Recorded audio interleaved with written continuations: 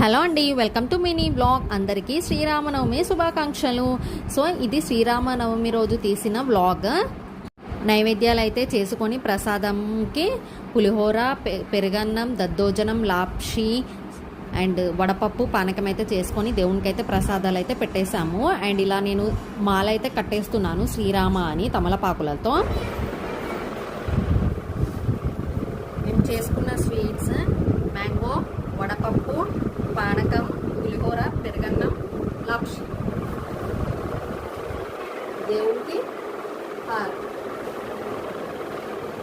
చేసిన నైవేద్యాలన్నీ ఇలా ఆంజనేయునికి అండ్ శ్రీరామునికి అయితే నైవేద్యంగా పెట్టేసుకున్నాను.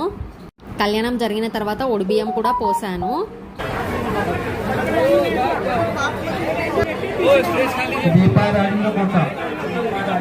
ఫుల్ లెంత్ వ్లాగ్ మన ఛానల్లో అప్లోడ్ చేశాను, చూడండి. నచ్చితే లైక్ చేయండి, సబ్స్క్రైబ్ చేసుకోండి.